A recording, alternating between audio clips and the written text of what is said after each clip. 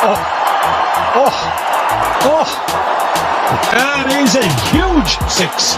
ये साल था 2010 का, जहां भारत और न्यूजीलैंड के बीच एक ऐसा मैच खेला गया था जिस मैच में न्यूजीलैंड के बल्लेबाजों ने भारतीय गेंदबाजों पर छक्कों की बरसात करते हुए मैदान में तबाही मचाकर रख दी थी। आशीष नेहरा के आखिरी ओवर में 2 लगातार छक्के और फिर बैक टू बैक 2 चौके ठोककर कुल 21 रन इस आखिरी ओवर में बनाते हुए न्यूजीलैंड ने 315 रनों का एक पहाड़ जैसा टारगेट भारत के सामने रख दिया था। और ये विश्व क्रिकेट का वो दौर था जहां 300 रन तो कभी कभार ही बनते थे और इतने बड़े स्कोर का चेज होना किसी अपवाद के जैसा था। यही कारण था कि अधिकांश लोग इस मैच में भारत की हार को कबूल कर चुके थे, लेकिन भारतीय टीम का ये रन चेज किसी साउथ की थ्रिलर मूवी से कम नहीं होने वाला था। भारतीय टीम की तरफ से पुष्पा बन के आता है एक ऐसा खिलाड़ी जिसने कहा, चाहे कुछ भी हो जाए मैं हरगिज झुकेगा नहीं। तो कौन है वो खिलाड़ी और कैसा था उसका चमत्कार? देखने के लिए वीडियो में आखिरी तक हमारे साथ बने रहिए। साथ ही इस वीडियो को लाइक कर कमेंट में जय हिंद लिखना भी मत भूलिएगा। न्यूजीलैंड के 315 रनों की जवाबी कार्रवाई में गौतम गंभीर के साथ पार्थिव पटेल भारतीय पारी का आगाज करने मैदान में दस्तक देते हैं, जहां पहले ओवर की दूसरी गेंद पर ही गौतम गंभीर ने सिंगल लेकर अपना और साथ में भारतीय टीम का खाता भी जरूर खोल लिया था। लेकिन इस पहाड़ जैसे टारगेट तक पहुंचने के लिए भारत को जरूरत थी बाउंड्री की, और इसका श्री गणेश किया पार्थिव पटेल ने। He squeezed that through, so he's away as well. Parthiv Patel, this is a fast outfield. And it wins the race. So 4 for Parthiv Patel. Kyle mills की ये गेंद, छोटा पैकेट बड़ा धमाका। पार्थिव पटेल का ऑफ साइड पे करारा प्रहार, 4 रन। पार्थिव पटेल ने अपनी मंशा साफ कर दी थी, लेकिन दूसरी छोर से गौतम गंभीर को भी जरूरत थी कुछ ऐसी ही ताबड़तोड़ बल्लेबाजी करने की। फिलहाल मिडिल स्टंप पे डाली गई इस शॉर्ट पिच गेंद को पार्थिव पटेल ने कलाइयों के सहारे खूबसूरती के साथ मोड़ दिया है। गेंद गैप में है जो जोड़ के आएगी पार्थिव पटेल के खाते में एक और चौका। और ये लीजिए, पटेल के खाते में एक और जोड़ दीजिए। यहाँ गौतम गंभीर का बल्ला भले ही शांत था, लेकिन पार्थिव पटेल का बल्ला पूरी तरह से हल्ला करता हुआ। Brilliant. 4 more. He got a hand to it, but couldn't quite stop it up to. These guys are really laying into them. फिलहाल काइल मिल्स की गेंद पर गौतम गंभीर के पास भी था मौका हाथ खोलने का, और कट करके भेज दिया है 4 रनों के लिए। पहला चौका गौतम गंभीर के खाते में आता हुआ, और जब गंभीर चलते हैं तो रुकने का नाम कहां लेते हैं। Oh, that is so enjoyable to watch.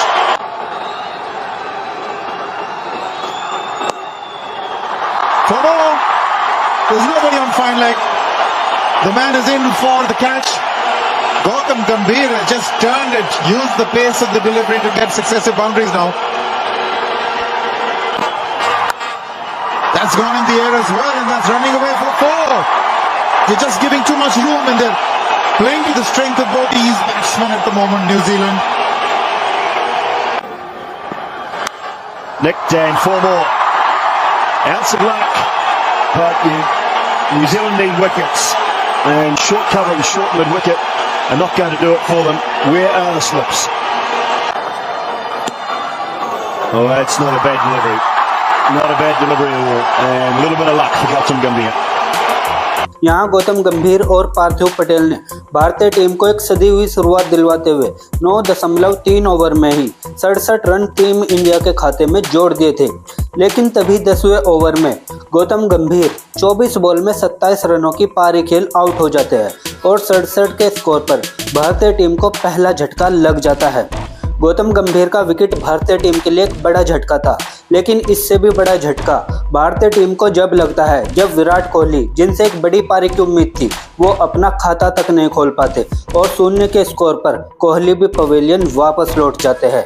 एक ही ओवर में 2 विकेट खोकर यहाँ दबाव पूरी तरह से भारतीय टीम के ऊपर आ चुका था। लेकिन फिर यहां से आगे युवराज सिंह के साथ मिलकर पार्थिव पटेल ने भारतीय पारी को संभाला और जीत की राह पर आगे बढ़ना शुरू कर दिया।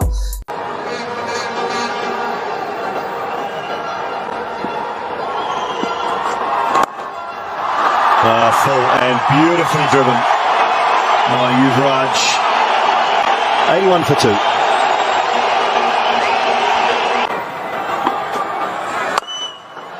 That's a good hit. It's gone the distance. Wasn't the slope for Yuvraj Singh. यहाँ युवराज सिंह ने आते ही ताबड़तोड़ बल्लेबाजी करते हुए उदास बैठे समर्थकों के दिल में खुशी की लहर दौड़ा दी थी। वहीं दूसरी छोर से पार्थिव पटेल ने इस चौके के साथ अपनी हाफ सेंचुरी अब पूरी कर ली थी। लेकिन तभी समस्या एक बार फिर से भारतीय टीम के ऊपर गिरती है और युवराज सिंह जो बेहतरीन बल्लेबाजी कर रहे थे वो 20 रनों की एक छोटी सी पारी खेल अब पवेलियन की राह पकड़ चुके थे। यहाँ समस्या आती तो देखिए कैसे गुच्छों में आती है। युवराज सिंह के आउट होने के बाद पार्थिव पटेल उसी ओवर में एक बड़ा शॉट लगाना चाहते थे पर फील्डर को पार नहीं कर सके। 53 रनों की पारी खेल पार्थिव पटेल लौटेंगे पवेलियन और 108 के स्कोर पर ही भारतीय टीम अब गंवा चुकी है अपना चौथा विकेट। अब क्रीज पर दोनों नए बल्लेबाज थे। एक छोर पर थे हिटमैन रोहित शर्मा तो दूसरी छोर पर उनका साथ दे रहे थे यूसुफ पठान। दोनों ही बल्लेबाजों ने बड़ी ही सूझबूझ के साथ बल्लेबाजी करते हुए भारतीय पारी को आगे बढ़ाना शुरू कर दिया। फिलहाल रोहित शर्मा ने चहलकदमी करते हुए उड़ा दिया है इस शॉट को। आसमान में तारा बनी ये गेंद गिरेगी दर्शक दीर्घा में 6 रनों के लिए। जिस ताबड़तोड़ बल्लेबाजी की उम्मीद भारतीय फैंस रोहित से कर रहे थे, रोहित उस पर 100% खरे उतरे। यहाँ से एक बार फिर रोहित के पास था हाथ खोलने का मौका, जिस पे ऑफ साइड पे हिटमैन ने जड़ दिया धमाकेदार चौका। 26 ओवर की समाप्ति के बाद अब भारत का स्कोर हो चुका था 134 रन 4 विकेट के नुकसान पर। वहीं 27वें ओवर की दूसरी गेंद पर ही यूसुफ पठान ने बॉलर के सर के ऊपर से एक छक्का जड़कर न्यूजीलैंड के गेंदबाजों के धागे खोलना शुरू कर दिया। यहाँ 28वें ओवर की पहली गेंद पर रोहित ने एक और कड़ाकेदार शॉट खेला। हालांकि बाउंड्री लाइन पर एक फील्डर जरूर था पर उसे चकमा देकर गेंद निकल गई एक और चौके के लिए। इसके बाद तो रोहित और यूसुफ पठान की जोड़ी ने दोनों छोरों से मैदान पर बाउंड्री की बरसात करनी शुरू कर दी थी। Oh, that's a good hit. Straight over the top. One bounce and out of the ground. Boundary to end the over. 10 off it. 30 gone. 164 for 4. Patan goes big. Has he hold out? No, this will clear the rope. Effortless strike. The second time he's gone over long on. Well struck. Inside out, over, extra cover. The spot nicely, Rohit Sharma.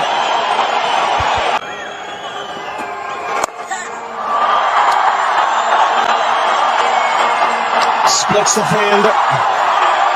यहाँ यूसुफ पठान और रोहित शर्मा ने New Zealand के गेंदबाजों को तूफान का दर्शन करवाते हुए भारत के स्कोर को 186 रनों तक पहुंचा दिया था। लेकिन तभी घटती है वो घटना जिसने भारत की जीत पर एक बार फिर से पानी फेर दिया।